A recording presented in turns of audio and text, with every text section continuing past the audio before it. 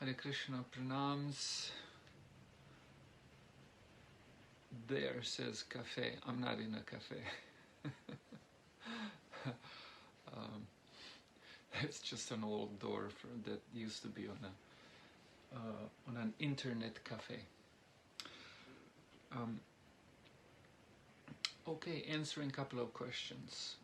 First question: how do we know that the actions and the decisions or ideas which we are taking are actually inspired by the super soul and not simply by the mind? Okay, this is a very old question.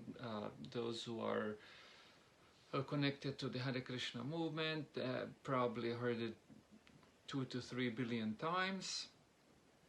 Just in case some of you who are watching this are not familiar with the terminology, super soul refers to God in the heart, an inner voice. And so the question is, how can someone know whether the actions that one is taking or the thoughts that one is having are coming from the super soul or inspired by the super soul, God in the heart, or they're coming from some other source? The second part of the question. I've been getting different long answers to this, so please make the answer easy for me to understand. And the answer is very simple. You cannot know. That's it. That's the short answer. To expand a little bit on it,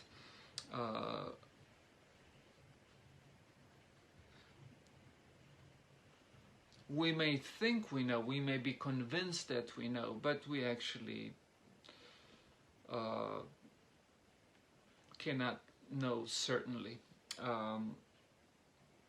And that's why we pray, we discuss with others. So there's discussion with others, we read information, we inquire from others, all of that, and eventually even pray. A lot of people pray, oh God, please speak to me, tell me what am I supposed to do in this situation. And having done all of that,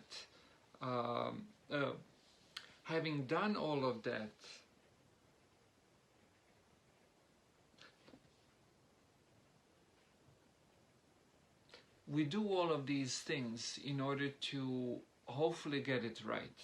But having done all of that, and then having arrived at a conclusion, and then at least in the Hare Krishna tradition, if that conclusion is aligned with the scriptures and with the interpretations of the scriptures by the previous teachers, then we feel confident, a little more confident that what we're thinking is actually inspired by the super soul. But still we cannot know. The history is just filled with examples of people who claim that God spoke to them, but did all kinds of bizarre things. So no, we cannot, unless it's something very simple. But even then, we don't know who's speaking to us. Even a person who's lying does not tell a complete lie. Every lie is based in some truth. Every lie has elements of truth. Every deception is based on some elements of truth.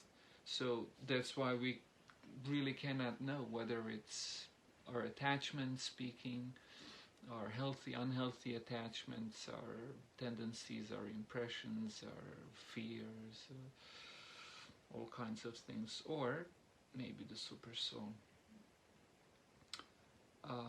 So then the answer came back from this person. I am pacified by the answer, but at the same time a little bit disappointed that I will not be able to immediately recognize whether my decision is based on my preference, which he calls conditioned nature, or inspired by Paramatma. Well, I mean, what did you expect? Dial a number and speak to God? And there is good reason why reality, why the world is set so, why you yourself and everyone else, we find ourselves in this situation where we don't absolutely know. There's a very good reason, and the reason is that you never become lazy. You can never start questioning, you can never stop questioning, inquiring into the moral or spiritual nature of your choices, of your thoughts, of your actions. This is a never-ending process. And those who are lazy in this process, by the way, this is also called moral reasoning if you want to look it up. Those who are not morally reasoning are evil people, or maybe not evil, but are beginning to go down the evil path. A great moral responsibility lies upon us by the mere fact that we exist. Just the fact that we exist forces us, puts us in a position where we're morally liable.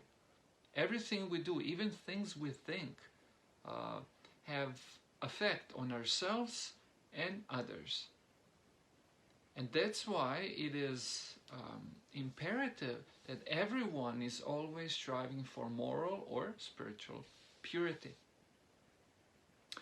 And this moral reasoning, constantly thinking, striving for the purity of thought, purity of action, etc., is what purifies someone. Not only purifies, but this is what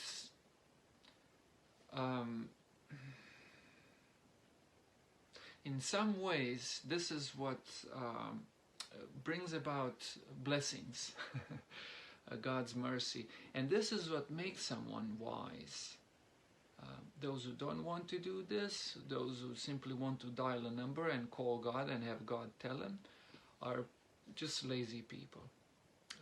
So the world is, the reality set up so that we always have to be examining and re-examining our thoughts, our actions, deeds, intentions, and so on. So that's a very important reason.